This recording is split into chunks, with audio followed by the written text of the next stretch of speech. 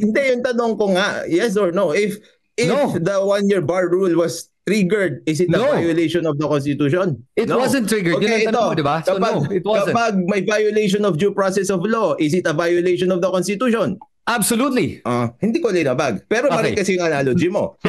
Meron bang inaction? What do you mean inaction? The Supreme Court does. Absolutely. May kapangyarihan ba na mag-decide si Romualdez tungkol sa violation ng Constitution? Wala. Si Cristan, meron ba? Wala. Si Llamas, meron ba? Wala. Magandang araw po sa inyong lahat, Sir JR po ng Usap-Usap University at mga ka-Youthy. We are back na naman po sa ating regular show, but I would have to say, no, the source video that we'll be watching is something na we don't do as often nowadays. Maraming salamat po sa mga nagtatag po sa atin, nagbe-message sa atin, saying na bigyan ko daw nga po ng reaksyon ang debate ni Attorney Libayan and Cristan. Ayan, ang topic yata, kung hindi po ako nagkakamali, is with regards to impeachment or something like that. Dahil obviously mga ka-Youthy, hindi ko po pinapanood prior yung mga videos po na ating binibigyan ng reaction para genuine at saka honest lamang yung ating opinion, yung ating insight. Para po sa mga baguhan sa channel, ang ating po ginagawa sa U3, in general po talaga, we give reactions to religious debates, ayan, mga religious na mga preaching. But for this one, it's a legal debate. Naalala ko po, nabigyan na po natin ng reaction yung kay Attorney Libayan na debate versus Fiscal EJ dati pa. And in the way it kind of got popular, I think it has more than 25,000 views or something like that. Ito na naman po, we'll be giving our reaction to this video of Cristan, and makikita nyo na dito, and Attorney Libayan here. And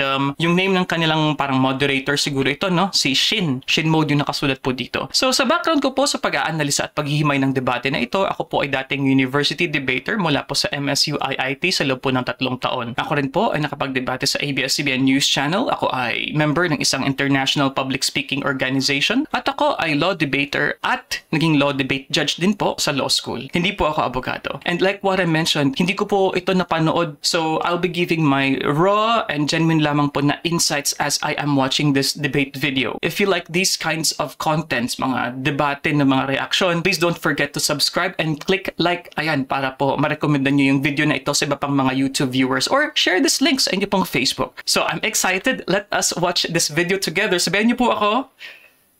Let's go! Magandang gabi sa inyo lahat. Ako po si Cristan with Attorney Libayan. Attorney, kumusta po kayo? Very good. Maraming salamat at well, magandang gabi ho sa lahat ng nanonood sa atin. Parang ang dami nga, no? Hi sa inyo lahat. At relax lang kayo dyan. Mukhang mainit na nga yung usapan sa chat box ngayon at hayaan nyo, mukhang mainit din naman yung usapan namin dahil maganda naman yung mapapakinggan natin. And Attorney, gusto ko lang sabihin na salamat din sa paghamon, na-appreciate ko yun actually. Nabigla lang ako sa paraan kung paano mo ginawa, pero okay lang kasi naintindihan ko, ganyan naman talaga. Pero tingin ko makakatulong to sa ating lahat na lalo pang lumawak yung pag-iisip at makita yung dalawang panig. Kayo, ano tingin nyo? Of course. Maganda yan.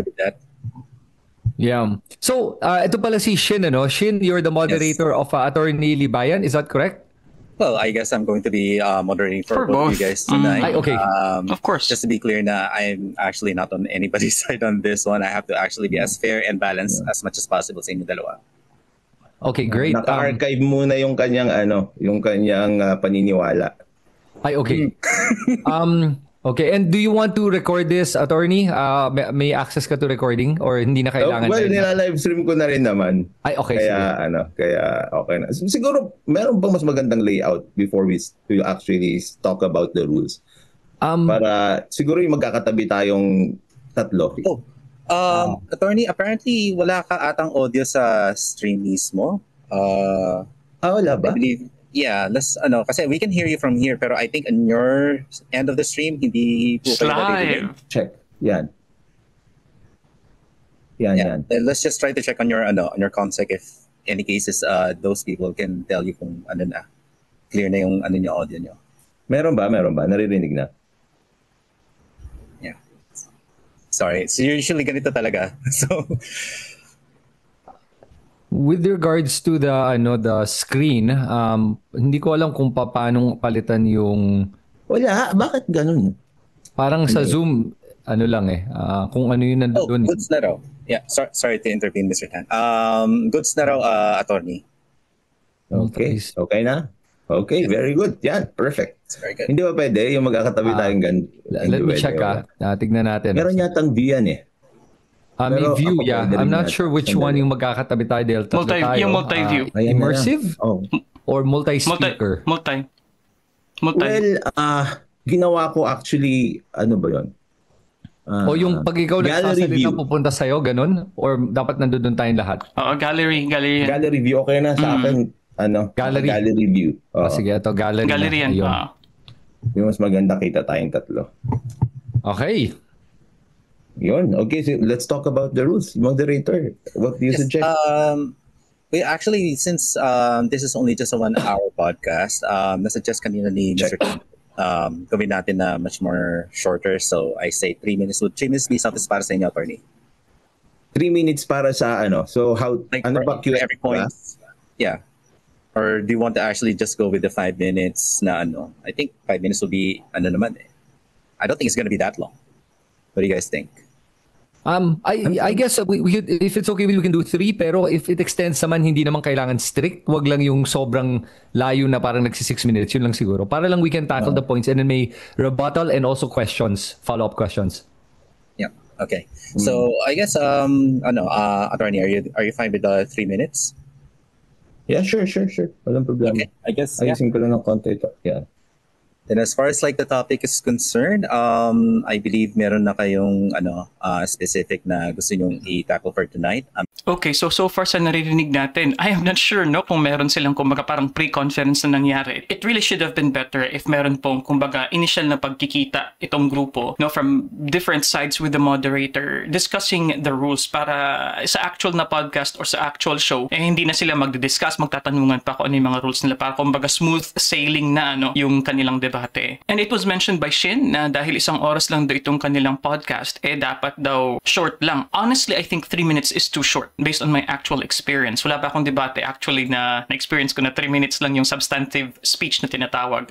But, siguro flexible naman po sila sa kanilang debate dito, kaya po siguro ganun. A more realistic time limit probably is, for me 4 minutes to 5.5. Siguro ganun dapat. Hindi ko rin alam yung structure so far ng kanilang speaking rules. But I'm guessing, baka 2 or 3 rounds. So after ng first speech ng positive side, for example, and then there will be a rebuttal or cross-exam, I guess, from the negative side, and then speech naman ng negative side, and then there will be a cross-exam or rebuttal coming from the next side. So hindi ko alam yung sistema nila dito mga ka-youth, pero hopefully orderly at saka may proper still na pag-respect sa moderator at sa rules itong mangyayari. Hindi ko rin po alam ang scoring system nila dito kung si Shin po ba, kung siya po ba ay magbibigay ng kanyang hatol or parang kumbaga sa flip top ay promo battle na walang scoring from a judge, yung mga audience na lang na nanonood yung magbibigay ng kanilang kumbaga opinion o perspective or judgment. So anyway, let's continue. Unless you guys have like certain... It's all about the lang naman, di ba? It's all about the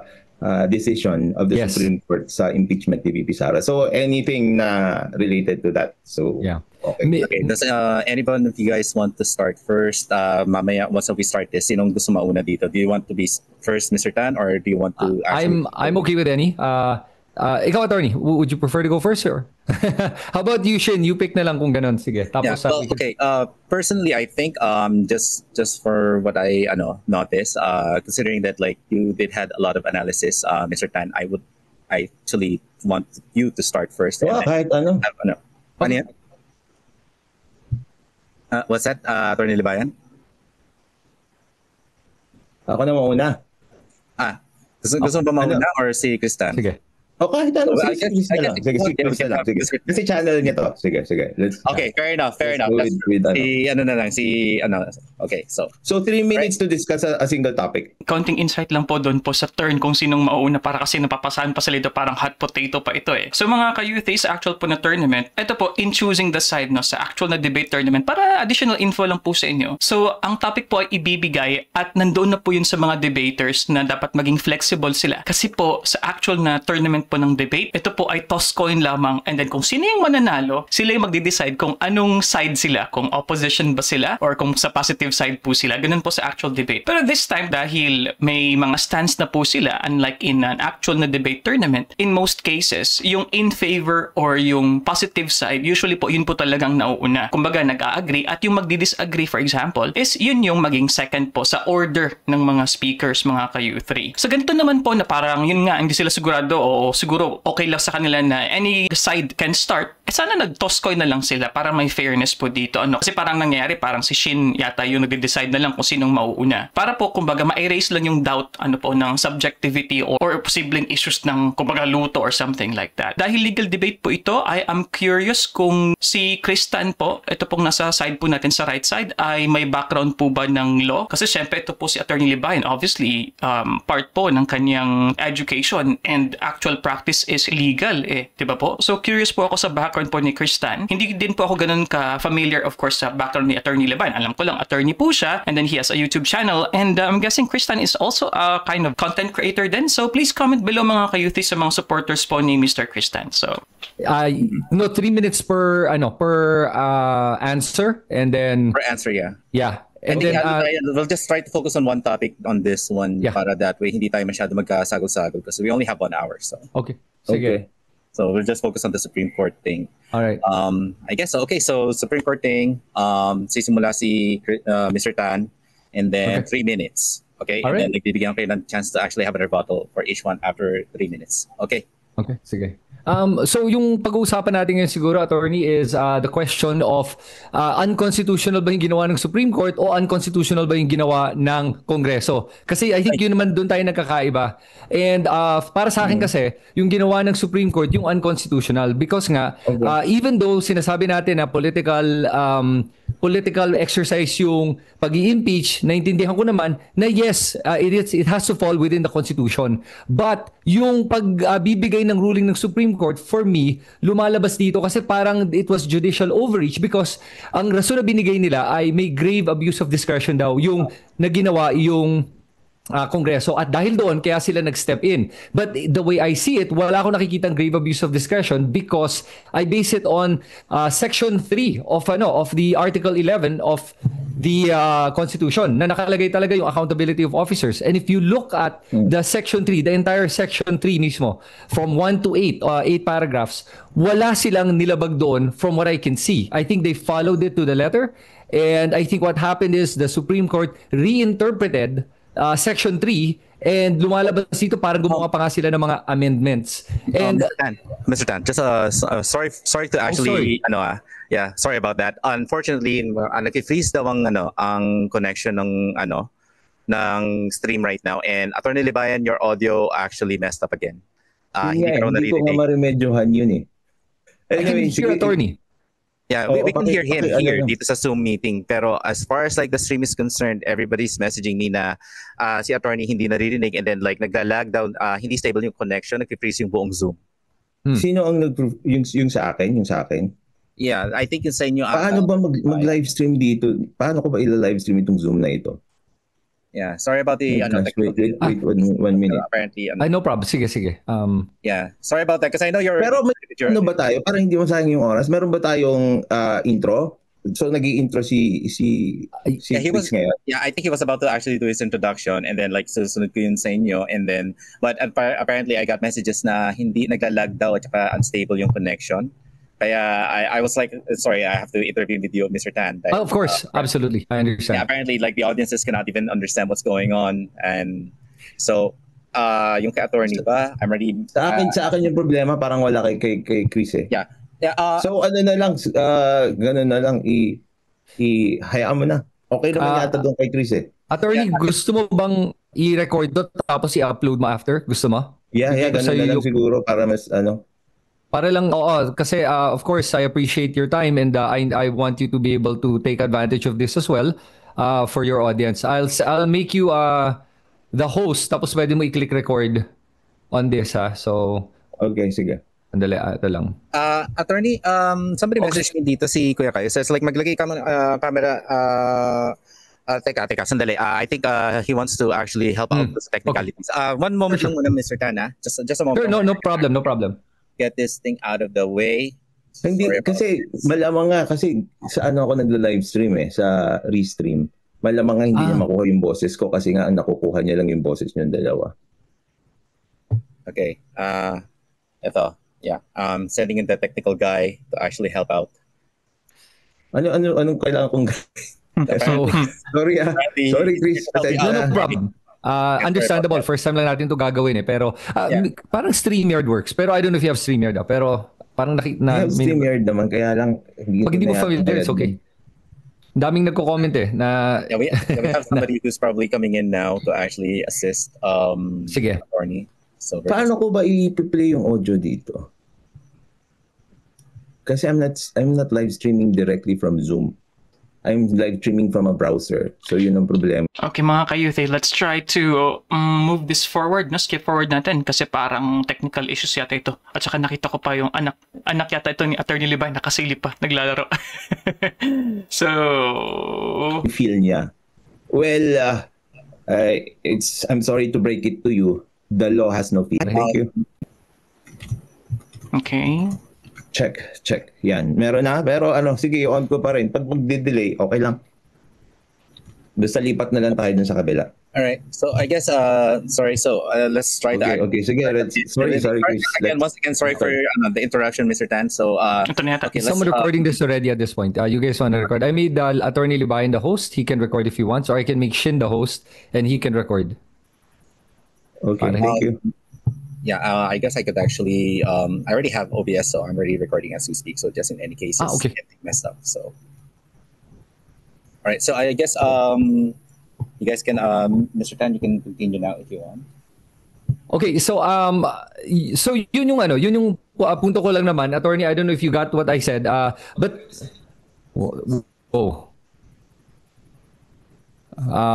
sorry, I don't know what just happened? Sandali lang. Daming mga glitches Okay. So all right, so ito na. So anyway, so sa mga nakikinig, yung punto ko lang talaga dito is I felt that it's the Supreme Court that actually acted unconstitutionally as compared to the claim that it's the Congress who acted unconstitutionally because of the fact that nagkaroon sila ng judicial overreach dahil ang punto nga nila, sinasabi nila na to be able for the Supreme Court to intervene, kailangan may grave abuse of discretion. So the question is, nagkaroon ba ng grave abuse of discretion? And based on the Supreme Court ruling, ang lumalabas dito, may dalawa silang puntong nilalabas. Number 1, the 1-year bar rule. Number 2, yung due process. At yun ang dalawang rason na binigay nila kung bakit sinabi nila nagkaroon ng grave abuse of discretion. So those are the points I want to make, and I'd love to now hear Attorney's point on this, and then we can talk about the details of this moving forward. Okay, Attorney, go ahead. Okay, thank you very much. Actually, yun na naman na narinig ko kay paring Kristan, no? Yung feel niya. Well, I'm sorry to break it to you, the law has no feelings. So kahit yung feelings mo, hindi ito i-consider. And the law does not consider the feelings also of those who are involved in a case. Kaya nga, impartial siya. It's automatic that in every ruling, there is a disgruntled person. Ibig sabihin, yung losing side, talagang magiging malungkot yan. Yung losing side, talagang magrereklamo yan. Pero that does not give you the permission to actually trample on the Supreme Court, to actually attack the Supreme Court, sabihin, bawasan nyo yung confidence ng mga tao sa Supreme Court in saying na mali sila, and what is worse is the people who are saying na mali yung Supreme Court, they don't actually understand the law. Mm-hmm. That's why people who actually are in law practice undergo a lot of training. The very reason is because you don't only master your knowledge with the law, you also master your emotions. Why? Because whenever you act with your emotions in relation to the law, then definitely you'll be at the losing side. Ngayon, itong Supreme Court, sinabi mo na sila ay unconstitutional sa kanilang ginawa. Ngayon, sila din ang magsasabi niyan. O sino ang magsasabi? Di ba? Kasi nga, ito yung issue dyan. All these three branches of the government, meron silang kanya-kanyang role. Sinasabi nyo na kailangan irespeto ng Supreme Court ang role ng House of Representatives to initiate impeachment complaints, di ba? That's given. The Supreme Court actually was clear on that.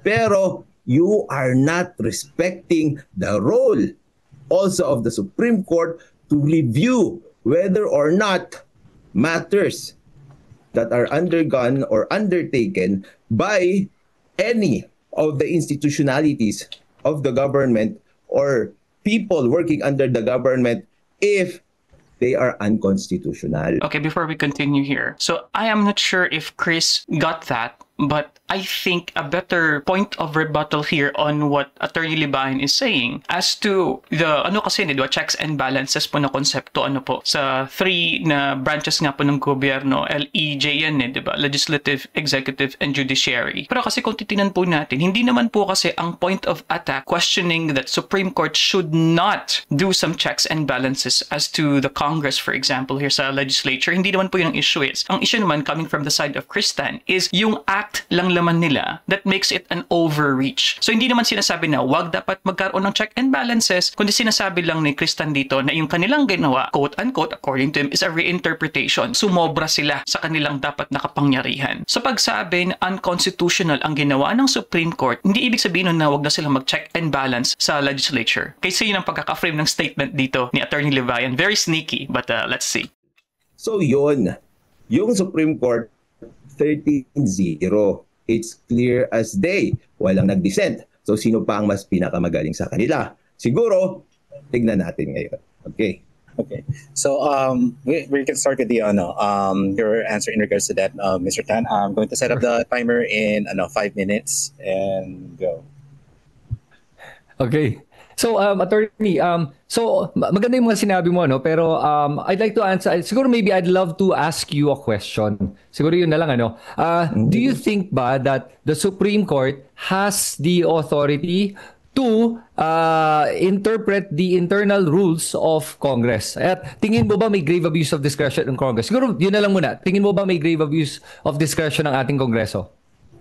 Well, interpretation of the internal rules of the Congress, of course, wala. Diba? Ngayon, yung tingin ko kung may grave abuse of discretion na ginawa dun sa Kongreso, maybe in the matter of, well, in its generic sense, in the matter of not giving due process. Yun. Okay. Okay. So when you say not giving due process, which part of the due process ang hindi binigay sa ating respondent? Well, due process is very simple naman eh. Due process is the right to be heard. If you read the decision of the Supreme Court, sinabi doon na dapat nagkaroon ng pagkakataon itong si Sara Duterte na makita, mabasa yung complaint, sumagot man lang, tapos at least naman itong mga House of Representatives, and not only 1/3 of them, but all of them as a collegial body should have deliberated. Dapat nag-usap-usap sila. You are representatives of the people. You are a collegial body. Ang isang isang House of Representatives, hindi yan individually. Iba yan. Pag individual ka, hindi ka House of Representatives. You are not a collegial body. So if you are actually asking for the voice of the people, it is the voice of the House of Representatives as a collegial body. So yun ang dapat ginawa nila. Okay. So, nung sinabi mo na hindi nila ginawa dahil hindi nila binigyan ng pagkakataon yung respondent sumagot at mag-explain, saan niya nakalagay sa Section 3 ng ating Article 11, which is the accountability of public officers in the Constitution?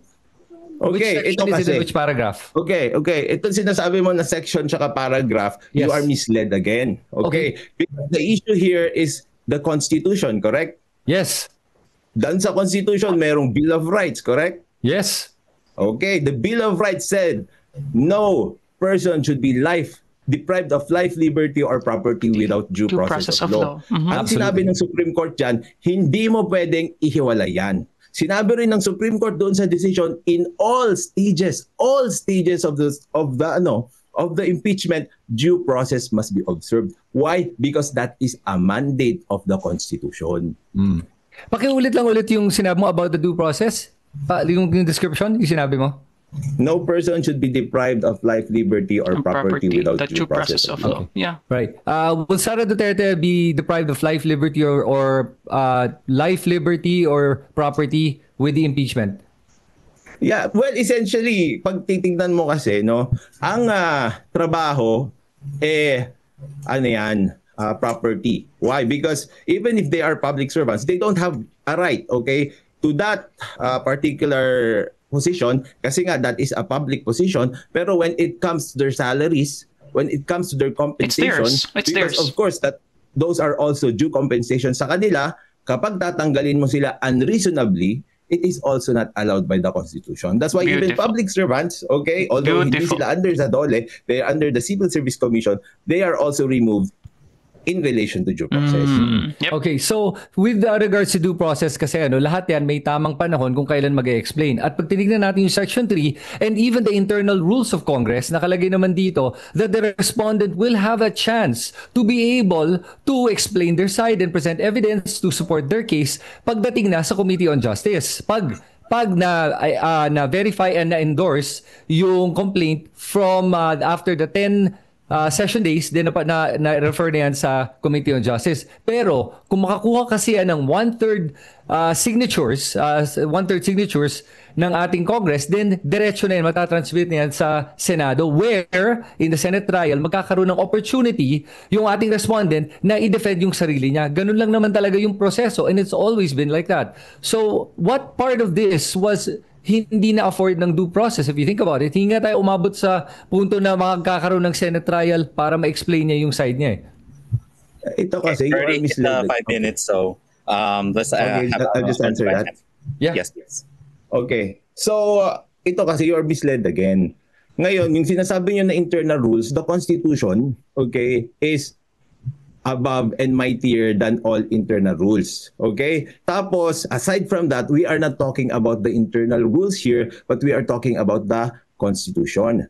Bakit? Kasi nga, the internal rules of any tribunal still cannot violate the Constitution because it contains the basic rights of every individual. That's right. So, it reigns paramount. Kaya nga, that's the mother of all laws. Pag violate mo yung Constitution, no matter what you are doing, well, hindi tama yan. So sa Article 11 is part of the Constitution, is that right? It is part of the Constitution. Okay. So, kung ganon, kung parte ng Constitution, sa nangyari ngayon, lumalabas, parang sinundan naman nila yung Constitution according to every single paragraph on Section 3. Sinong-sino? Nga, hindi ako nakita or mali yung pagka-interpret ko. Yung Congress? Wala akong nakikita dito na ginawa nila silang mali. Kasi, and you've heard me say this naman, na yung nasampay yung tatlong impeachment complaint. Tapos, within the 10 session days, hindi pa naman nag-expire yung 10 session days, may pumasok na 4th impeachment complaint. And the 4th impeachment complaint got 1/3 of the House to sign it. Therefore, tumuloy na yan sa Senate. According to the rules, yan ang kailangan mangyari. It has to be transmitted immediately. Yep. Ngayon, I argue that if, for example, tinuloy nila yung tatlong impeachment complaint after na-transmit na sa Senate at na-initiate na yung impeachment proceedings, edi sa ganun, Kongreso mismo ang magpa-violate nung one-bar rule. One impeachment rule pag pinatuloy nila yung tatlo. That's why they had to archive it. Pwede ko pa bang sagutin yun o time is up na? Yeah, I'll just allow it na. Just go ahead and answer that, and then we'll have it on your side naman, Attorney Liban. Okay, ito kasi yung issue diyan talaga. What you don't understand is the Supreme Court is the final arbiter, and yung Supreme Court ang talagang tumitingin sa batas para masunod lahat ito. Meron tayong rule na what you cannot do directly, you cannot do indirectly. So ang nangyayari kasi dito, there is actually unfairness if the Secretary General will be given that power. Pag titignan mo kasi, ang pinaka-issue dito na sinabi rin ng Supreme Court, dyan sa sinasabi nyo na pagtago at saka pag-archive, okay? Pagtago at saka pag-archive is the Secretary General, sinabi niya na dahil walang sinabi sa akin kung kailan ko i-transmit at ang nakalagay lang doon ay immediately, ibig sabihin, kaya kong i-transmit yan anytime I want. Di ba? Nagkaroon siya ng declaration na gano'n doon sa mga interviews niya sa media. Ngayon, doon pa lang makikita na natin na hindi member naman ng House of Representatives itong Secretary General. Why does the Secretary General not have that much of a control? Diba? Doon pa lang makikita na natin yung problema. Ngayon, doon sa sinasabi nyo naman na walang violation kasi nga in-archive nila, sinabi ng Supreme Court at sinagot yan. There was inaction. It's unfair naman kasi if there is an inaction and eventually dismissal of complaints, it can go the other way around. Paano kapag yung mga malalakas na complaints ay yung in-archive? Paano pag yun ang in-archive? Di magre-reklamo naman yung kabila kasi bakit yung weak na complaint ang pinapasok nyo? Di ba? So, if you will actually let the House of Representatives, especially the Secretary General, have that discretion, kayang-kaya niyang salain. Tropa ko ba si Presidente? Tropa ko ba si Vice President? Ay, tropa ko yan. O sige, ang ipapasa ko yung pinakamahina. O kaya, ang gagawin nila, tropa ng buong House of Representatives. Itong Vice President natin. Anong gawin natin? I-archive natin lahat. So, ano na mangyayari? If they are given that power at binigyan sila ng kapangyarihan na gawin yon, then there will be no impeachment process. Right. Sila na lang ang mag-decide. Okay. Sorry. So let's have yung moment naman para kay Attorney Libayan. You have 5 minutes, so we're going to start counter now. Okay. Sige, ako naman. Let's start doon sa initiation. Okay? Ngayon, kasi sinasabi nyo na okay na naman yung ginawa ng House of Representatives at walang problema. My first question with you, for you is, ano ba ang ibig sabihin ng immediately doon sa role ng Secretary General sa pag-transmit o pag-endorse niya sa Committee on Justice ng impeachment complaints? Right. Saan nakalagay yung immediately sa Articles of Impeachment? Ay sa Article 11. Sa Constitution yon. Sa Constitution nakalagay dyan na dapat kapag merong complaint na pinasa, well, hindi ko kasi matandaan yung exact na provision eh. Okay. Pero trust me on this one, sinabi dito na it must be transmitted or endorsed immediately to the Committee on Justice. Yeah. So if it's okay, I'll read it. Section 3, paragraph 2, nakalagay dito, a verified complaint for impeachment may be filed by any member of the House of Representatives or any citizen upon a resolution or endorsement by the member thereof, which shall be included in the order of business within 10 session days and referred to the proper committee within 3 session days thereafter. Then the committee, after hearing and by a majority vote of all its members, shall submit its report to the House within 60 session days from such referral, together with the corresponding resolution. The resolution shall be calendared for consideration by the House within 10 session days from receipt thereof. Wala dito nakalagay na immediately. So, yung akin lang, malinaw lang kasi dito na nakalagay that they have to do it within 10 session days. And if they do it within 10 session days, then they're compliant with the Constitution. So okay, sige. Pero meron 'yon. Doon na lang tayo doon sa alam mo, okay? Ito na lang. Kasi iba yung sinasite mo eh. I'm sorry, hindi ko kasi kabisado yung citation na 'yon. It's okay. Pero section 3 lang yung binasa mo. Hindi yung section 3 yung inaano ko. Sabi dito sa comment section, pero meron 'yon, nandun sa decision 'yon eh. Okay, pause muna tayo. Ayan, bago po tayo magka-information overload.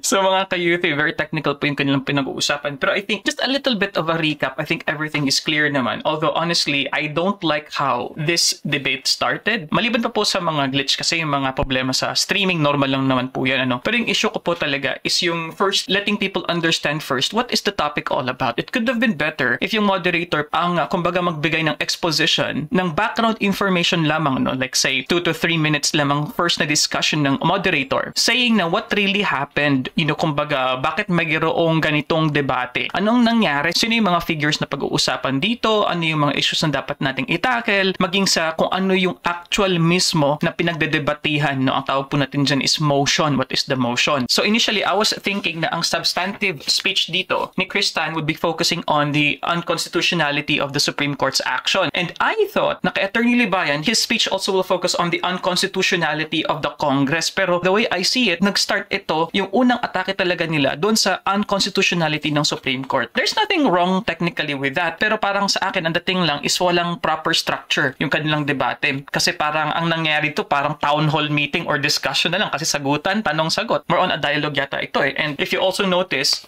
after ng speech ni Chris Tan kanina, parang siya pa yung nag-guide. Parang both sila nag-guide na. Ito yung ating sagutin. Dito natin tingnan sa 1-year ban. So, mga ka-U3, hindi po actually ganun, Sa isang competitive po na pakikipagtalastasan, gamitin yung active listening skills at kayo mismo as a debater, you would have to spot the loopholes of what the other person has said. Hindi nyo siya ililid. Lalo na yung ginawa ni Chris kanina, siya pa yata yung nagli-lead na dapat ito yung ating pagtuunan ng pansin. As to provisions naman, dahil po technical yung kanilang pinagdedebatihan dito, sana naman dito sa side ni Attorney Libayan, he could have presented or at least brought an actual Philippine Constitution. Maiksi lang naman po yun actually. Di ba, manipis nga lang po sa bookstore instead of saying na hindi ko na maalala para may reference naman po sa lahat. Or better yet, para mas maintindihan ng lahat, yung moderator mismo may hawak na sariling kopya ng Constitution and then he would be saying, ano po yung tinutukoy mo, Attorney Libayan? Sige, I will read, something like that. Para mayroong structure, madaling masundan at parang hindi labo-labo yung debate. Tingnan mo dito, ang sinabi tuloy ni Attorney Libayan, hindi yun ang tinutukoy ko. Pero sige, pag-usapan natin yung sinabi mo, something like that. So, medyo magulo po yun sa akin, mga ka-U3. Isang skill na hindi ko po nakikita so far sa karamihan ng mga Filipino debaters po na nakikita ko ng mga online debates, ayan, kahit na street debates, I highly recommend mga ka-U3, use your note-taking skills. Importante po na nagsusulat po kayo ng argumento ng kabila para madali niyong ma-spot. Actually po, sa competitive debate, that's really what we do. Page 59 of the Supreme Court decision. Pero sige kasi hindi mo naman kabisado 'yon. Let's move on to the topic na lang na ano bang pinakakabisado mong topic dito sa usapan na ito para doon ko na lang I'm okay with all of it. Siguro para lang kasi yung point ko lang dito is that the House followed kasi the rules na 10 session days. Ngayon, kung lumampas sila sa 10 session days, may ibang usapan na yan. I think we will both agree na pag lumampas sila sa 10 session days, tapos sa 3 session days nila, hindi pala sinabit sa Committee on Justice, ni-refer, then that would be in violation na of their constitutional duty to hold this officer to account, okay, diba? Sige. Pero umabot naman within the 10 session days eh. Kaya nga, ito nga, in-issue ba ng Supreme Court kasi ba yung 10 session days na yan o hindi? It's on the Constitution. So, Constitution, in my opinion, reigns supreme. Is that an issue doon sa Supreme Court decision or not? Okay, good question. Actually, diba? hindi 10 session days. Sandali. You answer first, yes or no. Is it an issue doon para makuha ko kung ano yung magiging sagot mo? Is it an issue doon sa Supreme Court decision or not? Not the 10 session days, no. Correct, di ba? Yeah. So why are but we your talking issue about was immediately, sabi mo. Wait. Kaya nga, pero so why are we talking about it if it is not an issue that was tackled upon by the Supreme Court? Ito kasi ang problema sa inyo. Ang nangyayari sa inyo, nagkakaroon kayo ng straw man. Naglalagay kayo, nagsasabi kayo ng ginawa ng Supreme Court na hindi naman nila ginawa. Okay, pagandang punto yung sinabi ni Attorney Libayan. Yung strawman po, isa pong uri ng logical fallacy na kung saan pipiliin mo lang, pick and choose ka lang. And what is bad about this, according to the perspective of Attorney Libayan, is you're choosing things that would make it sound bad, pero hindi naman yun ang actual na issue. Tandaan po, ang topic is ang constitutionality ng ginawa ng Supreme Court. So, na-mention kanina ni Kristen, yung for example, yung patungkol sa 1-year ban, kung di ako nagkakamali. So, makikita natin dito talaga, at least yung legal knowledge ni Attorney Libayan. And honestly, unless Chris here would be discussing more on the other angles of attacking this issue, I don't see just sticking into Article 11, mga ka-U3. Parang yan. Diba? Okay, I'll proceed to my next question. Yes, please. Ngayon, nakalagay din doon sa Supreme Court decision na mas maganda sana kung ang ginawa ng Congress ay kinonsolidate yung mga petitions. Do you agree with that or not? Tapos, ano bang ibig sabihin ng consolidation sa'yo? Sure. Pagsasama-sama. I don't think it makes a difference whether they consolidated or not. But they have the right to consolidate. Nakalagay din yan sa ruling ng Supreme Court na pwedeng i-consolidate. But do they have to do it? No, they don't. Wala naman Pero nakalagay yun na nga, kailangan kasi, i-consolidate. ano ba ang definition mo ng consolidation? Putting together all the different complaints and the pieces of it to have one complaint. Paano nila ipuput together? By Kasi writing it napanood ko yung together. napanood ko yung Yeah. live stream nyo ba yung Yep. video nyo ni Yep.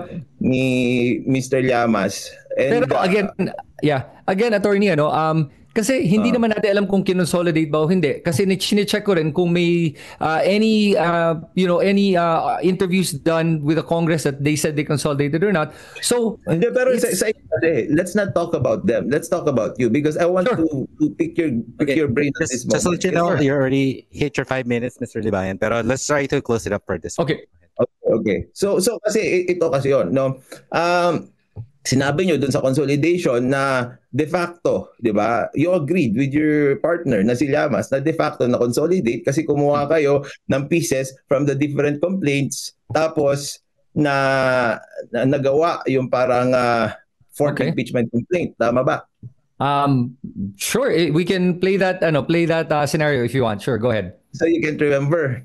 No, I don't. But we can. I don't mind if you believe that But sinasabi ko they will you trust consolidated. me? I'm okay Ganun with that talaga yung argument. sinabi nyo and I remember it very well even if Sure. you play it or not. Yeah, go. So what's your what's the point? What are you trying to at what point are you trying to come across? So yung sinasabi ko nga sa inyo na sinasabi nyo na hindi pwedeng i-consolidate doon sa pagkakataon na yon. O kaya Sinabi namin hindi ba i-consolidate? hindi. Ang sinabi nyo kasi yung parang hindi naman technically directly, I'm sorry, hindi niyo sinabing hindi pwedeng i-consolidate. Kasi nga ang problema ko, mali ang definition niyo sa consolidation. So, when you are talking about it, it's actually wrong. Kaya nga tinatanong ko sa inyo, we are doing this for educational purposes because Absolutely. you are actually spreading misinformation doon sa mga tao. Kaya nga I'm asking you about consolidation Sure. for you to also correct yourself. Because Absolutely. it is not good, di ba? It is not good for people to actually learn it from you and learn the wrong thing. So what are you asking me, attorney, para I can answer you? Ano po yung punto nyo I'm na asking pinaparating you nyo? about consolidation and what you think about it. Because like I said, we Okay. don't want the people to be misled, especially the Absolutely. viewers. Okay, Diba? So what do you think about consolidation? sure. How is consolidation done? I'm sorry, what was the question? The last question? What is consolidation to you and how is it done? Okay, so consolidation is putting together the previous impeachment complaints and then putting it into one. That's how Who I will do understand consolidation. Who will do that? Who will do that? The House, but again, So you're not sure.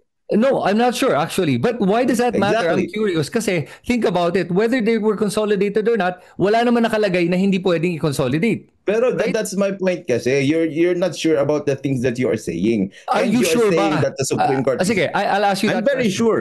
I'm very sure. Na-consolidate or hindi? Yeah, Huh? gentlemen. Hindi kinonsolidate. Oh, yun. Okay. So di hindi. Oh, anong punto mo?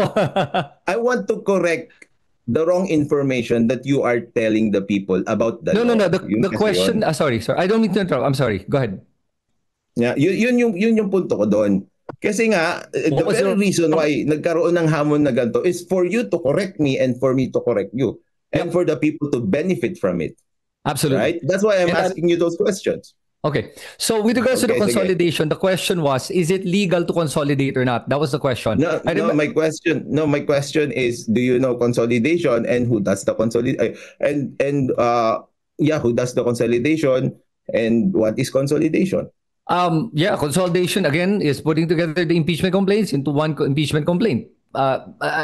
Again, I'm not sure. Yeah, that's wrong. Yeah, you're not Okay, sure. That's why, and you're telling I'm the not sure Supreme what your Court that point they are is. wrong.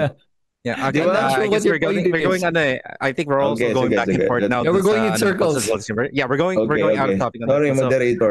Yeah, it's all good, attorney. So, we'll give you the chance for this one, Mr. Tan. You have 5 minutes and go. So 5 minutes, hindi na 3 sige. minutes. So anyway, yung siguro magandang pag-usapan natin ngayon is, yun na nga, kailan ba na, I don't know if this is an issue with you, attorney, or not, pero it might be, kasi I've heard arguments nga na sinasabi nila na dapat ang initiated is impeachment proceedings initiated happens when a complaint is filed and referred. And the other side is saying, the Supreme Court is now changing that very definition and now saying filed na lang, hindi na kailangan daw i-refer. At yung pagkapalit nun is interesting to me dahil ginagawa nila ngayon na retroactive yung pagpalit ng kanilang interpretation. That's their own interpretation from yung Francisco ruling. So kaya nagulat ako na ginawa nila yung pagpalit ng interpretation. Francisco ruling, I think 2003, Francisco versus House of Representatives, ito yung sinasabi dito ni Kristan. I think his point in saying this is why the Supreme Court is changing, quote-unquote, yun siguro ang kanyang parang line of thinking, na parang may reinterpretation or own amendment. And an answer to that, most likely from Attorney Libayan, would be saying na they are the Supreme Court and they are the final arbiter of these things. So ganun po kasi sa batas po natin, na wala na pong ibang mas tataas pa sa korte. Even yung interpretation, especially naman po na open-ended, quote-unquote, yung iba po sa mga provisions ng ating Constitution, the Supreme Court through landmark cases, the Supreme Court through its own interpretation will be respected, mga ka-U3. But of course, here, Kristan is saying that this is judicial overreach, pagsusobra ng kanilang ginagawa. Pero fascinating, of course, na Attorney Libayan mentioned earlier sa kanilang decision is 13-0. So that would mean they are unanimous in saying that there is something wrong, kumbaga a violation as to the right of due process, and then of course yung 1-year ban po, mga ka-U3. And I want to add na dahil pinalitan yung interpretation na to, ang magiging problema nga natin ngayon ay basta na lang kahit sino pwede na ngayon mag-file at ma-trigger yung 1-year bar rule. Okay. So I'll keep it to 2 points para lang we can sige. Yeah, para hindi marami. That's a very good question actually. Ito lang like I said, you guys are misled again. Okay? Yung Supreme Court hindi niya pinalitan yung Francisco ruling. In fact, nagkaroon ng enhancement doon sa trigger ng 1-year bar rule. Okay? So, to explain it to you, ang nangyari diyan, kailan magkakaroon o mati-trigger ang 1-year bar rule? Number 1, when the impeachment complaint is initiated. Francisco. Diba? When the impeachment proceeding is initiated, not complaint. Well, yeah. Sige. Well, Francisco. Basta, number 1 is Francisco. Yes. Diba? Yes. Supreme Court. Actually, sinight din nila yon doon sa kanilang Supreme ruling. Doon sa Duterte versus House of Representatives, which is the current case that we are talking about, okay, they did not speak about initiation there. Correct? Ang sinabi nila, inaction and adjournment of the Congress. That triggered the 1-year bar rule in relation to the Constitution. Kasi nga, ang sabi niya doon, the cases that were archived were effectively dismissed. Correct? So, you don't see any initiation there. You don't see any modification from the Francisco, but there is actually an addition, supplement to when the 1-year bar rule will be triggered. And also in the decision, sinabi na dapat magkaroon ng due process. So, mali kasi yung pagkaintindi ng mga tao in relation to the Francisco ruling. It was not actually modified. It's still there. Okay? Na-enhance lang. It will still be deemed initiated kung gumalaw yung elemento doon sa Francisco. Ngayon, pag Sara Duterte versus House of Representatives, gagalaw na rin yung 1-year bar rule. Ganon yun. Okay. So you raised 2 points, One was the inaction. So we go back to that argument kung nagkaroon ba ng inaction. Kasi ang tanong ko lang, within the 10 session days, hindi tayo umabot, di ba? Kasi bakit tayo hindi umabot? Okay, before we continue here, it could have been better, for Chris's side here, after what Attorney Libayan mentioned, that it's suppletory and enhancement ito ng interpretation ng Francisco ruling dito nga sa Duterte versus HOR. Sana Chris prepared for an argument saying that this is not an enhancement, that is not supplementary in nature, it is a grave abuse. No, sana ganun yung kanyang magiging perspective dito. He should have clashed head-on to what Attorney Libayan has said. So dito kung nakita niyo po, what he did actually, he shifted his stance and then focused on the words, for example, inactive, something like that. So let's see how this goes. Well, ewan ko, wala ako dun eh. I mean, what happened that caused the 3 impeachment complaints to be archived? Well, inaction, then action, then archival. No, because there was a 4th impeachment complaint that received over 1/3 signatory. So, because there was 1/3 signatories with that 4th impeachment complaint, kailangan nila yun i-transmit agad. Agad yun That has to happen immediately, sent to Senate.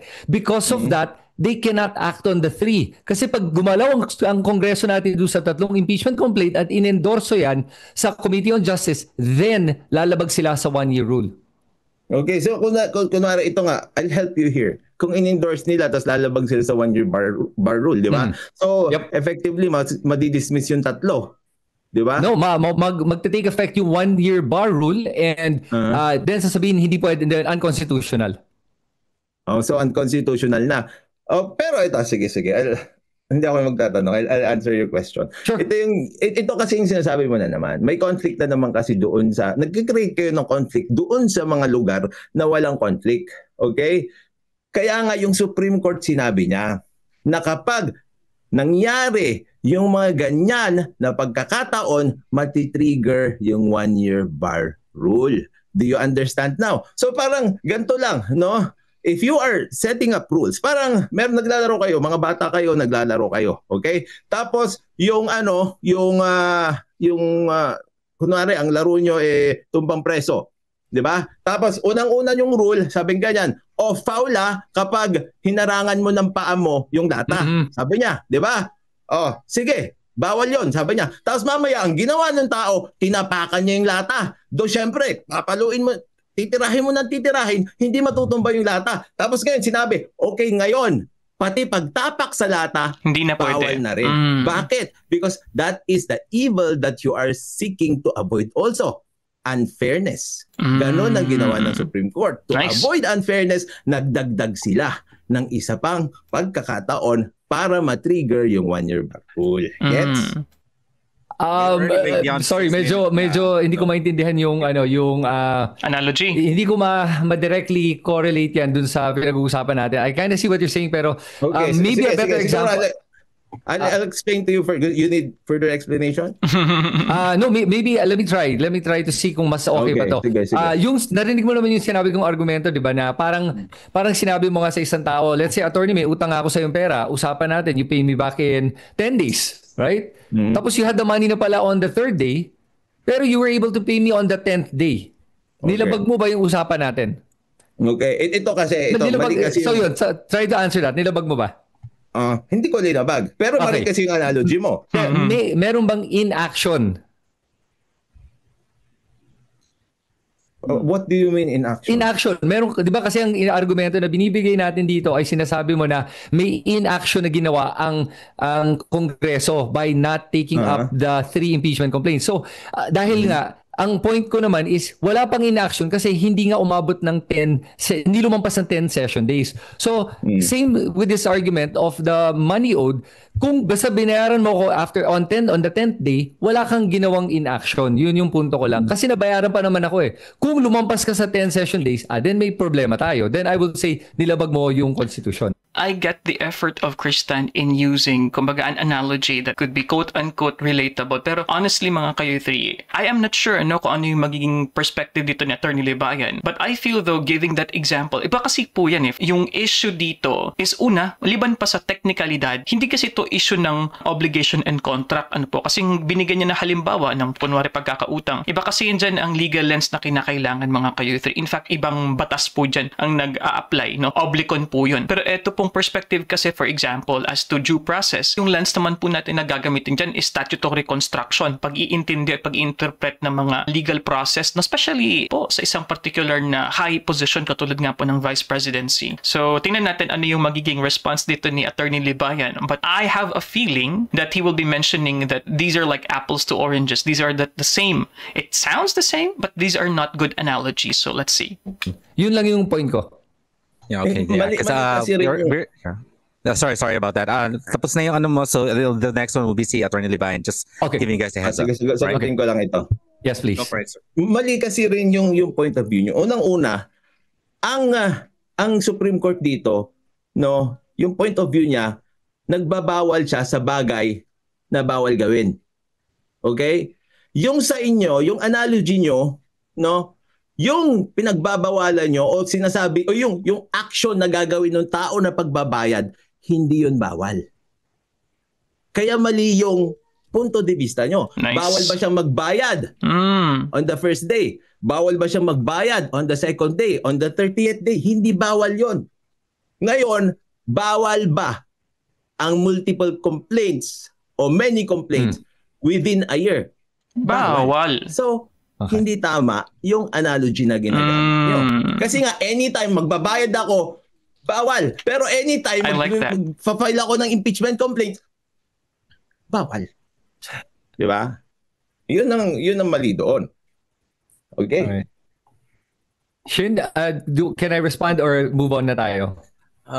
Okay, well, we only have 45 minutes left. I mean 15 minutes left. We've been on that 45-minute it's okay. If you want to actually answer, I'm okay lang naman sa akin if okay. yung moderator na lang. Sige. Basta I'm fine. Yeah. You guys are fine. Okay. So go ahead, Mr. Tan, if you want to answer. Okay. So yung tanong, yung binanggit mo, no, attorney, ano, sabi mo na ang bawal ay yung pagfa-file ng 3 impeachment complaint. Tama ba pagkaintindi ko? Hindi. Ang bawal yung ma-violate yung 1 year per impeachment proceedings. Okay. Yun, okay. So tama, bawal nga yun so hindi bawal yung mag-file ng 3. Ang sinasabi mo lang, bawal na 3 ang ma-initiate in terms of impeachment proceedings. Agree tayo doon? No. Oh, we don't Kasi agree nga, with pag that. initiate, no, I don't agree with you there. Okay. Kasi pag initiate, tulad nga ng sinabi ko sa inyo, it's not initiation that was the issue here. The issue was inaction, then adjournment of the Congress. Right. Okay, that's why I brought up the issue of inaction. And then because nga ang pinag-uusapan natin is inaction, at ano bang definition ng inaction? Kung nakalagay sa ating konstitusyon na meron kang 10 araw para i-endorso, to take it on the order of business, tapos i-refer mo sa Committee on Justice after the 10 session days, basta nagawa mo yon, edi walang nilabag na batas. Yun lang naman ang punto, hindi nilabag yung konstitusyon. Yun. Mali rin kasi yung pinaglalagay nyo nung inaction eh. Inaction was actually, ultimately, walang nangyari doon sa 3 impeachment complaints na yon. It was merely archived. Yes. Why was it archived? So yun, kasi ibig sabihin nito, parang ako, naglalakad ako, di ba? Tapos eventually tumigil ako.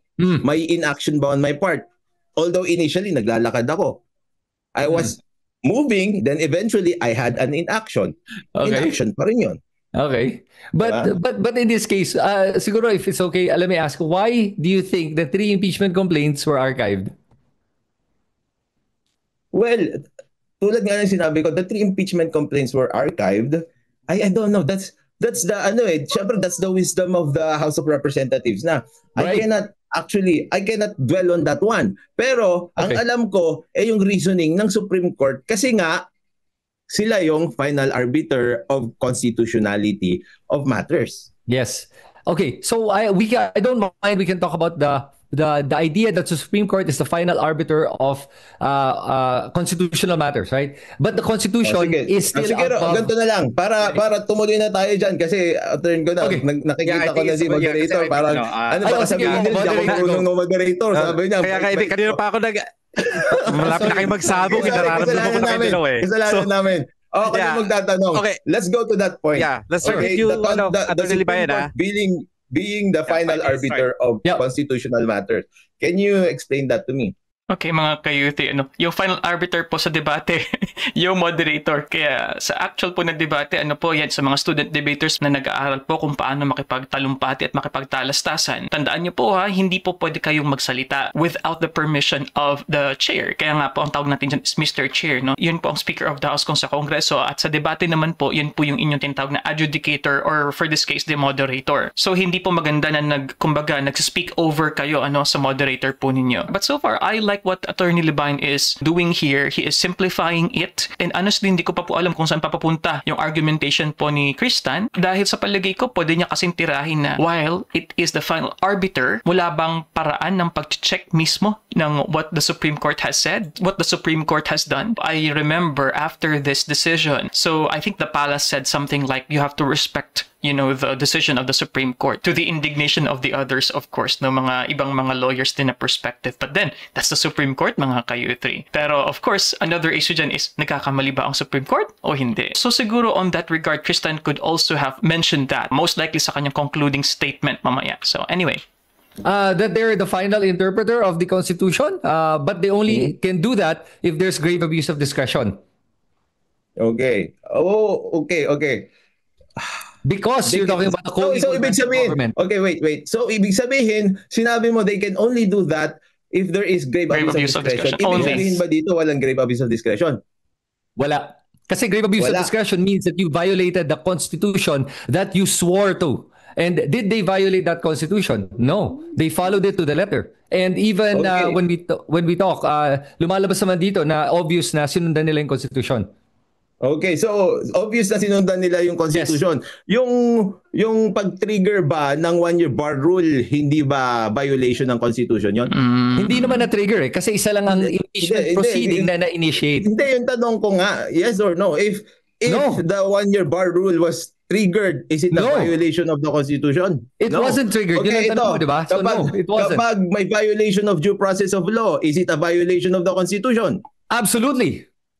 Pero yung one-year bar, pag na-trigger yon, hindi yun violation ng Constitution. Is that your final answer? I'm sorry? Pag ano? Pag na-trigger, yung one-year bar rule. Pag na-trigger. Of course, it's a violation. It's a violation, di ba? Pag na-trigger. Now, who will decide on that? The thing is, it wasn't violated. No, my question is who will decide on that? Attorney, according to the Constitution, one impeachment proceeding initiated per year. And there was only one. Kaya nga, pero wag muna tayo dyan. Ano na-violate? May question. Hindi, ang question ko sa'yo, sino ang mag-decide kung merong na-violate? Siyempre, be responsive naman. Kasi kung may na-violate, responsive to your question. Right. Be responsive to my questions also. Sure. Diba? I'll answer the question. Who will decide if there was a violation of the Constitution? Yes. Pag na-violate, yes, the Supreme Court does. The Supreme Court does. Absolutely. May kapangyarihan ba na mag-decide si Romualdez tungkol sa violation ng Constitution? Wala. Si Kristan, meron ba? Wala. Si Llamas, meron ba? Wala. Si Attorney Libayan, meron ba? Wala rin. Okay. So, ngayon, meron pa ako. Go ahead if you want. Okay. Sige. Dito naman tayo ngayon. Okay. Where do you draw the line between criticisms, and destroying the reputation of the Supreme Court? I don't know where to draw that line, to be honest with you. Kasi I believe that the Constitution affords us freedom of expression and freedom of speech. And para sa akin, may karapatan tayong lahat mag-criticize. Again, kung ano yung line na yun, unless it's stated in the Constitution, the actual line, I don't think it's a hard line. I think it could be a gray area that could be left to interpretation. Okay, so, doon din yung problema ko. You don't know actually where to draw the line. So, I will ask you specific questions. Okay? Yeah, sabi mo, hindi mo alam eh. So, I'll ask you specific questions na lang. Okay? Sure. If you attack the Supreme Court as an institution, is that freedom of speech? Yes. Yes. If you attack the individual justices being appointees of Duterte, is that freedom of expression? What do you mean by attack them being appointees of Duterte? Well, in any manner. Like, Pause muna tayo dito mga ka-UT. I like where this is going. First of all, this is outside the debate. So I think though, kasi kung napansin niyo po, kasi hindi po ako taga-subaybay po na itong kanilang debate, kumbaga the events prior to this. If you remember po kanina, sabi po ni Kristan, he accepts this offer of Attorney Libayan for this debate. It seemed to me, kumbaga ang humamon yata si Attorney Libayan. Pero kung napansin niyo po ang pagkakasabi ni Chris kanina, na kumbaga medyo nagulat siya sa paraan ng paghamon sa kanya. So I'm guessing maybe Attorney Libayan in his channel nag-offer ng challenge sa kanila. But going back here on what Attorney Libayan is saying patungkol nga sa criticism, this is not within the debate anymore. I think confrontation na itong nangyari dito na ginawa ni Attorney Libayan, na kumbaga bakit nyo ginawa yan? My guess is Attorney Libayan highly respects what the Supreme Court is doing, and he will be saying to Kristan and the others, parang na-mention naman yata Mr. Lamas or something like that you should be careful, quote unquote, as influencers in spreading fake news and criticizing, quote unquote, within the ambit of the freedom of speech clause ng ating constitution. Kasi Attorney Libayan is saying here that what you're doing is actually trying to bring down the reputation of a judicial body ng Supreme Court natin mismo. I have a feeling that Attorney Libayan will be a bit more emotional. I think this is the real reason why he challenged Kristan here. Give me an example of how an attack... So, sasabihin niya, kaya ganyan yung decision nila kasi appointee ni Duterte yan. Okay. Kaya ganyan ang decision din, appointee ni Duterte. Yes. The question is that an attack? Or mas maganda yung tanong, is that freedom of expression? Yes. That's freedom of expression. Absolutely. Pag sinabi mong tuta ng Supreme Court... Opinion mo yun eh. Ha? Opinion mo yun? Opinion mo yun eh. Wala Okay. naman nagsabi na hindi... Bawal ba magkaroon ng opinion? I mean, do we live in an authoritarian regime? I mean, baka back then we did, but now we don't. So, well, hindi naman bawal magkaroon ng opinion. Pero, ito. Sige. Ito. I mean, bawal ba? I don't know. Bawal ba? Yung? Hindi naman bawal magkaroon ng opinion. So, for sure. Okay, dito tayo. Let's cut a little bit of the analogies here. No. Focus on that topic. Okay. Oo nga. We only got like 10 seconds left for the Libayan. It's going to be Kristan's turn. It's going to be Kristan's turn. Sige. Ito. If you attack the Supreme Court decision, is that freedom of expression? Yes. Okay. Now let's draw the line. Okay. Now, in the Supreme Court decision, are we talking about the Supreme Court itself? No, correct. In the Supreme Court decision, are we talking about the individual justices? No, di ba? Ngayon, we can talk about the Supreme Court decision, correct? Yes. So, for us to have an actual discourse here that is maayos at within the bounds of the freedom of expression, we should not attack the Supreme Court as an institution kasi nga, hindi naman yun yung issue. At number two, the individual justices, because that is not an issue even if it is an opinion. Kasi nga, ito, sasabihin ko sa inyo, and for the people who are also listening, di ba? Pag ikaw, tayong dalawa, nag-uusap tayo, may opinion akong masama sa'yo. Di ba? May opinion akong masama sa'yo. Yeah. Sa tingin mo ba, lalabag ako sa freedom of expression ko o pwede ako makasuhan ng libel? Depende kung ano yung sinabi mo, kung libelous o hindi. Pero you can attack. For example, attorney, I watched your video. Tinawag mo kung bobo, syunga. Ano mo sinabi? Could that be libelous? Depends. But, for me, I've always believed that we both have the freedom to express ourselves, and I'm okay with it. I'm really okay na ginawa mo yun. That's why I didn't mind going on a debate with you, because para sa akin, that is your right as a citizen to express your thoughts on me. Kung naniniwala ka na ganun ako, I'm okay with it. And that is fundamental to basic human rights and the Constitution. Yeah, pero ito ang sasabihin ko sa iyo, I called you bobo and chunga in relation to what you were saying. And not because of you as a person. Yeah, if sige, I like ito, maniniwala ka ba sa akin? Okay. Okay, sandali, listen to me. Kasi ako naman it's my turn, di ba? Pag sinabi kong bobo ka sa batas, will you disagree with me? Yes. So, okay. Tapos can I say? Okay, so, hindi mo sinabi kasi... Last one, go for it. Okay. Ito na lang. Hindi mo kasi sinabi na bobo ako sa batas eh. Sinabi mo bobo ako. So, ano ba pinag-uusapan natin yung video mo? Yeah, sure. Because sinabi mo Do kasi... I have any? No. Well, No, alam ko ba kung magaling kang magluto? Alam ko ba kung magaling ka sa math? Wala hindi akong ko alam. idea doon. Pero alam ko na bobo ka sa batas.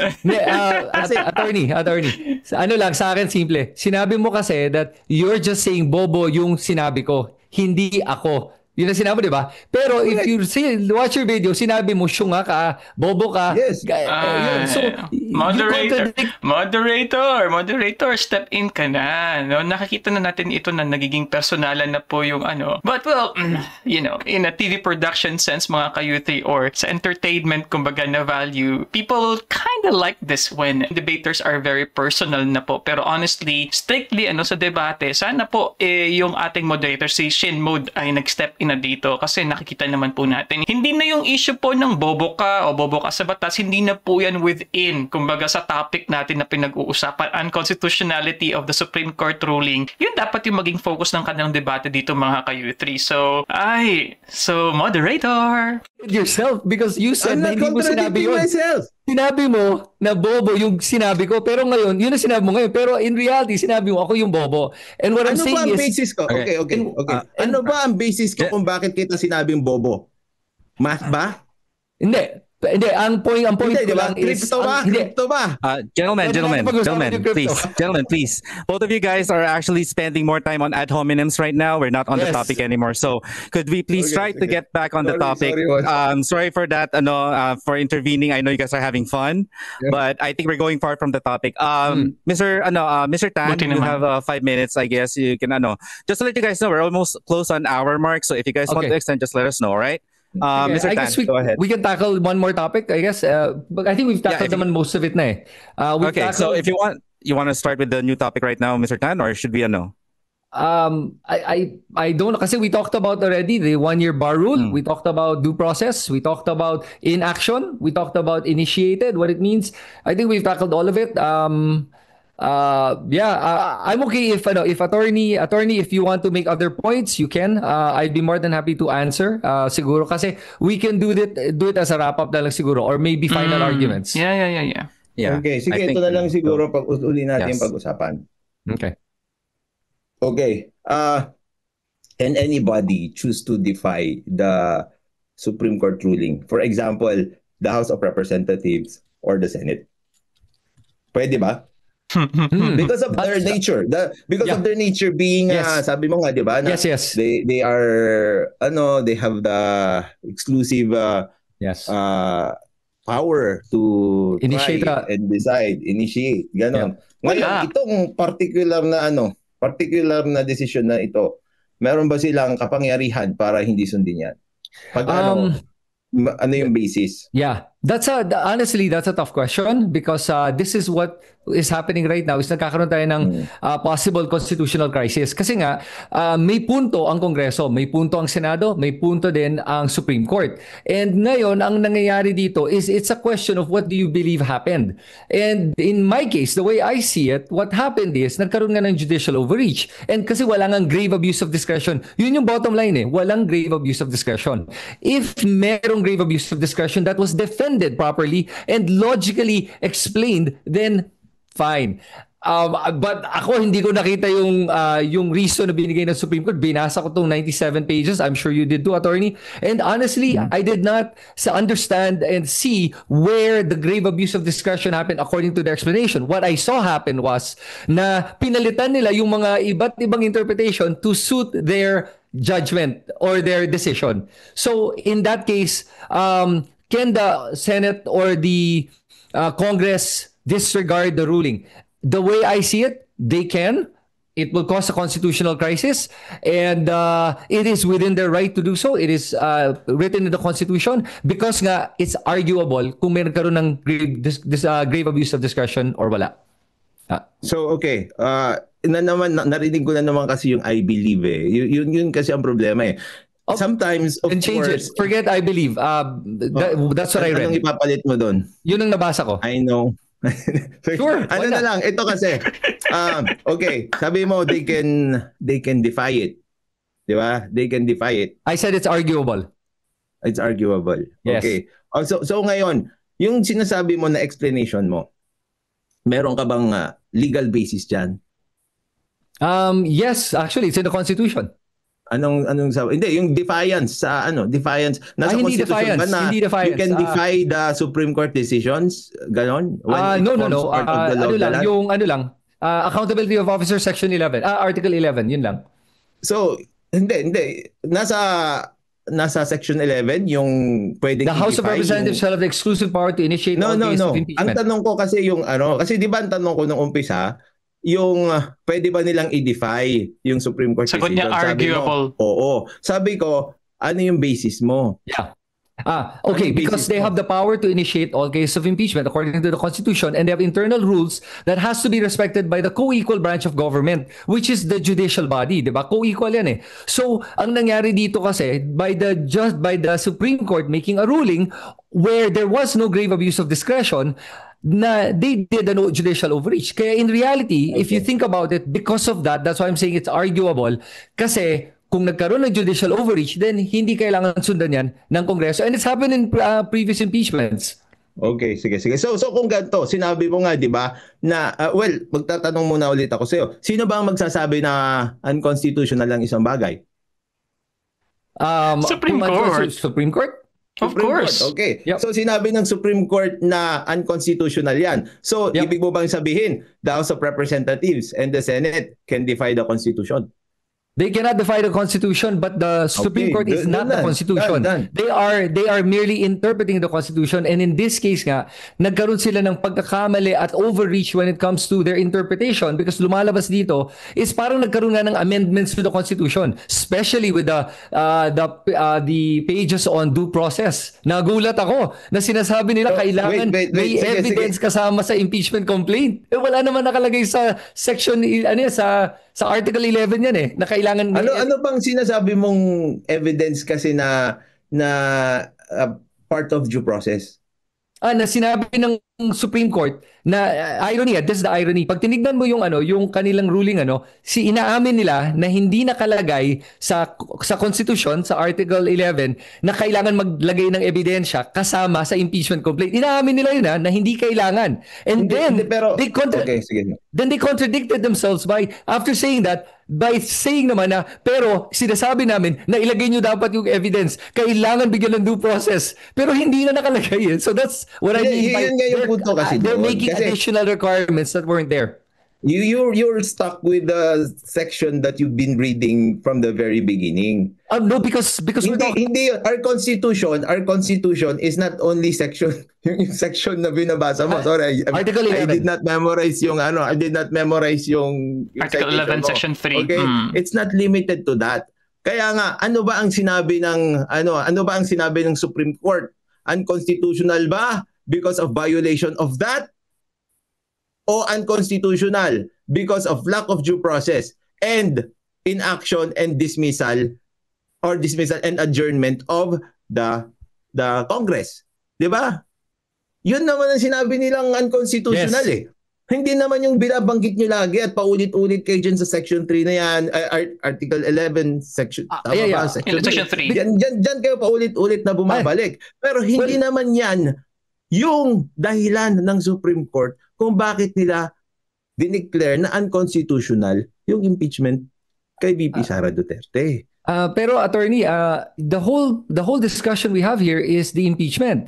The impeachment is covered completely by Article 11. So we have to look at Article 11 and include that as a major part of our discussion, because ando doon nakalagay lahat ng rules na kailangan sundan. Lahat. Sinundan ba? Ang tanong lang, sinundan ba o hindi? Kung sinundan, walang grave abuse, lahat nagawa according to the Constitution. Yun lang naman Hindi yan. Mali kasi yung ginagawa nyo Even you guys, you were not there. Kaya nga, we have to argue in relation to the decision. Yes, to the people that the decision is wrong. Hindi the decision is based doon sa iba-ibang proseso. Wait, 1 minute please. Sorry. My apologies. Hindi yung pupunta kayo doon sa iba-ibang parte ng impeachment proceeding tapos doon kayo magni-nitpicking. Hindi. Because may grounding ang Supreme Court doon sa kanilang desisyon. And let's talk about that. You challenge that. Yun yung Okay. mga dapat nyong bigyan ng pansin. Hindi yung gumagawa kayo ng sarili-sarili yung issue. Like for example, may initiation ba? O wala namang initiation, pumasok yung 1/3. The Supreme Court did not make that as an issue. It was part of the explanation. But the main issues are actually doon sa dulo. Kahit basahin mo lang yung dulo, makikita mo na doon eh. Kung bakit siya naging unconstitutional. Lack of due process, tapos inaction, tapos nagkaroon ng adjournment. Okay. That's it. Yeah, so I like that. You broke it down into 2 points: inaction and lack of due process. So again, I don't know, Shin, if you agree or not, but we're going around in circles with the inaction and lack of due process because sa inaction, sinabi ko nga na according to the Constitution, and even they admit it, na hindi nga lumampas ng 10 session days. So walang inaction nangyari kasi kailangan nga ma-archive yan dahil nga may pumasa ng 4th impeachment complaint. Kung hindi nakakuha ng 1/3 signatories yung 4th impeachment complaint, tapos in-archive nila yung 3, yan ngayon may inaction. Well, Yun. kayo ang nag-iimbento eh. Hindi invento yun. Hold on. Let Attorney Libayan explain himself. Since you sorry, did go ahead. mention those Bakit 2 things, invento? let Sige, go. Attorney Libayan say what he has to say. Go ahead. Kasi nga, ang ginagawa nyo, no, nag-iimbento kayo ng mga bagay na dapat ginawa ng Supreme Court. Dapat Supreme Court, ganito yung ginawa mo. Dapat ganito yung ginawa mo. Hindi nyo ina-argue in relation to how the Supreme Court actually decided on the case. Nag-i-strawman kayo. Parang yung sinasabi mo na 10 days. Bumalik naman tayo dyan. May issue ba tungkol sa 10 days? Sinabi mo Wala. na noong umpisa, wala. Wala, So kasi why nga, do we keep coming back to that? because you said inaction eh. Because the inaction is still referring to the 10 days and hindi daw i-refer sa Committee on Justice. Yun ang sinasabi nilang inaction. Hindi specific na sinabi ng Supreme Court na hindi refer ganun. Sinabi niya in action because ultimately it was archived. Pag na-archive ba ang isang kaso, gagalaw ba ito? Hindi. Yes or no? Hindi. No. May inaction ba o wala?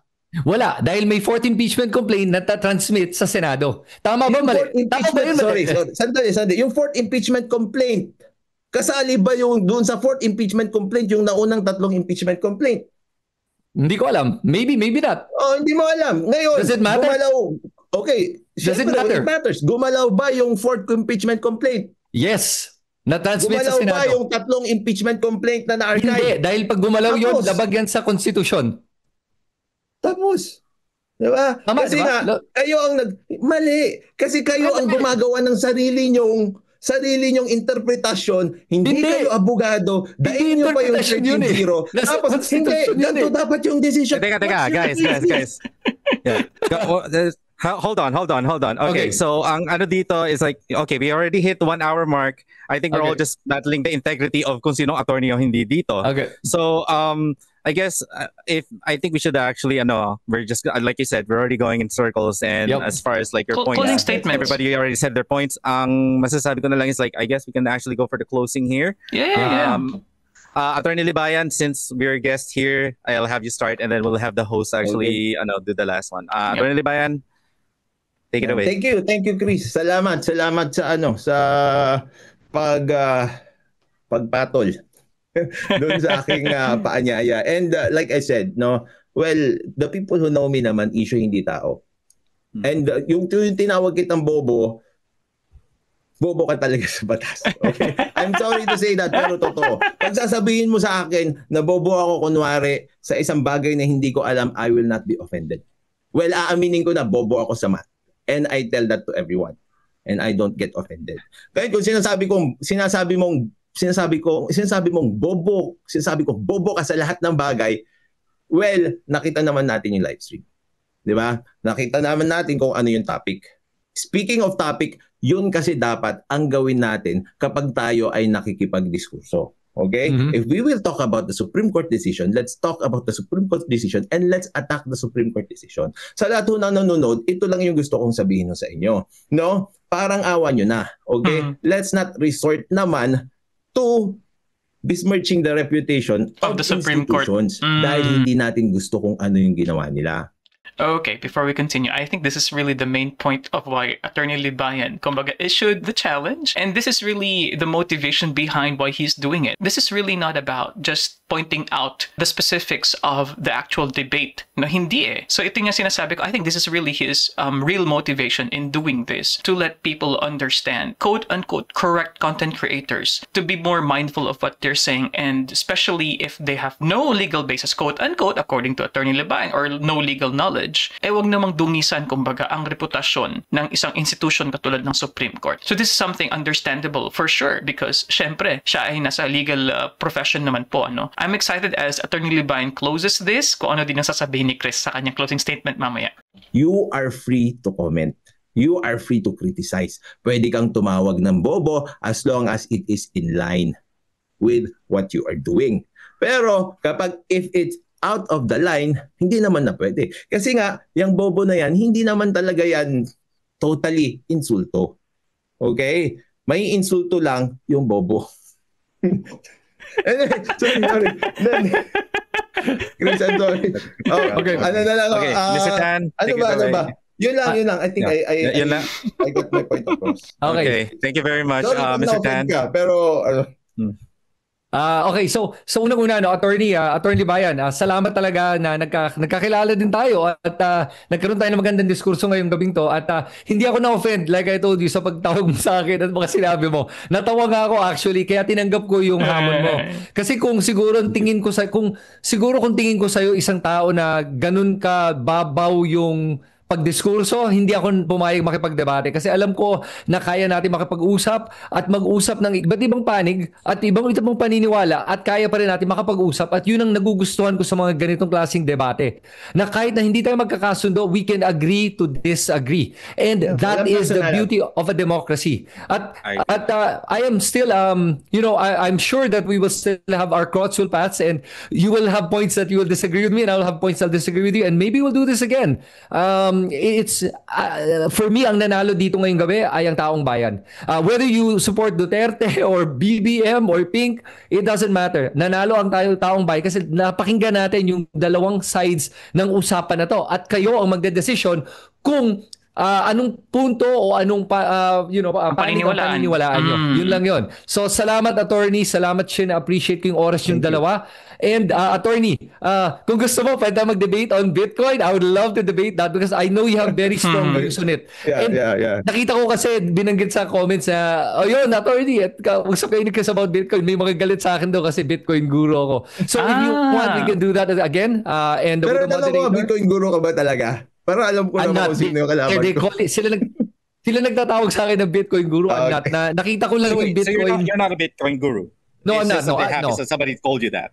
People are just saying that. But I see that, naintindihan ko yung Bitcoin at kaya I put my money where my mouth is. Yun lang yun. So, and I love talking to people about it, especially people that disagree kasi maganda makita yung punto ng tao na hindi pa naintindihan kung ano yung teknolohiya na yun. Yun lang yun. But anyway, going back to the ending, thank you so much, Shin. I appreciate your moderation. Malaking tulong yun. And attorney, thank you na pareho tayong medyo, kahit tumataas yung usapan, kaya natin ibalik pa rin at naging maayos yung usapan natin ngayong gabi. Salamat sa mga viewers din natin. Thank you, Shin, thank you. Pasensya ka na. Kami yung magulo, hindi ka. Ayos lang, sanay na ako. Okay. So, sorry. No problem, attorney. Sige. So with that, salamat sa inyo lahat. Magandang gabi sa inyo lahat. And attorney, I'm sure we'll see each other again. Okay, mga ka-UT. So, dyan po nagtatapos ang isang, I would say, long-winding na discussion, no? While I do like na initially, there is an effort to have a good quote-unquote debate. But honestly, hindi ko lang nagustuhan yung structure. Medyo magulo siya in a way dahil merong sagutan na nangyayari. In fact, kahit po sa kanilang, for example, cross-exam or quote-unquote rebuttals, no? Dapat mas may time yung nagtatanong dito. At saka categorical dapat yung mga sagot, yes or no lamang. Pero ang nangyari dito, yun nga, parang naging discussion siya, parang timed discussion. And hindi ko po nagustuhan yung pag-redirect, especially coming from the side of Attorney Libayan, going into the personals na, pero nakikita ko dahil nga siguro emotional sila, nabigyan ako ng chance to see what was the motivation behind the challenge. Kasi the way I understand it, si Attorney Libayan nga ang nagbigay ng challenge dito kina Kristan. And dito ko lang din po nga nalaman na tinawag pala ni Attorney Libayan na bobo itong si Kristan, and I'm guessing siguro other pa din na mga siguro guest or co-host siguro sa show ni Kristan po, ano. So wala ba akong actually background talaga kay Mr. Kristan. What I know lang po is based on what we heard that he talks about Bitcoin. At least impression ko, quote-unquote attacking the Supreme Court as an institution, which I think Attorney Libayan totally despise. Ano, yun ang nakikita ko na hidden motive dito. But as to the debate itself, one issue kasi dyan is yung sa idea nga ng judicial overreach na sinasabi dito ni Kristan na sumobra sa kapangyarihan itong Supreme Court. And he is basically asserting na yung issue nga, for example, sa 1 year na rule, ano po, and then sa due process nga, he is saying na mali ang pagdesisyon dito ng Supreme Court. And for Attorney Libayan, actually, I like how there were parts of the discussion, especially on the due process, for example, and even dun po sa idea ng inaction, ano po, Attorney Libayan gave more sound analogies. Kaya nga, if you also notice, na-mention ko rin nga po kanina, na hindi pwedeng paikot-ikot lang sa Article 11, Section 3 ang magiging diskusyon ni Chris dito. Kaya nga, if you also notice, I said na he could have used other na parts, for example, ng Constitution to counter-reference his position, mga ka-U3. So I respect the legal knowledge of Attorney Libayan. And what I also like in the closing statement, he mentioned in a way the implications, kumbaga, ano, para sa akin, implications ng declaration on why this is constitutional instead of focusing on the implications of these content creators attacking Supreme Court as an institution. Hindi nagkaroon ng solid na conclusion or closing statement naman dito si Kristan, in my opinion. Pero I have to agree with him na ito pong mga ganitong discussion para sa akin ay importante. It elevates the level of discourse in this country. And maganda po na kumbaga napuput into limelight yung mga ganitong mga issues at hindi lamang po ng mga mabababaw na mga pag-uusap ang nangyayari sa ating lipunan. Legal na pag-uusap ay very important. Political na pag-uusap ay very important po para po sa ating sosyedad. So mga ka-youth, what do you think about this debate? So yun nga po, hindi ko na po mauulit pa lahat po ng aking mga insights, mga interruptions sa video na ito dahil syempre I was doing it in real time, ano po. So please comment below, kanino po kayo nag-agree, sa perspective po ba ni Kristan o sa perspective po ni Attorney Libayan? And please comment below mga ka-youth, lahat po ng mensahe amin po talagang binabasa at maraming salamat po sa mga nag-request po ng video na ito. Medyo mahaba-haba pero sana po ay na-enjoy ninyo. You can watch that video over there, also this video over here. Kung kayo ay baguhan sa ating channel, click subscribe and I'll see you guys next time. Peace! Bye-bye!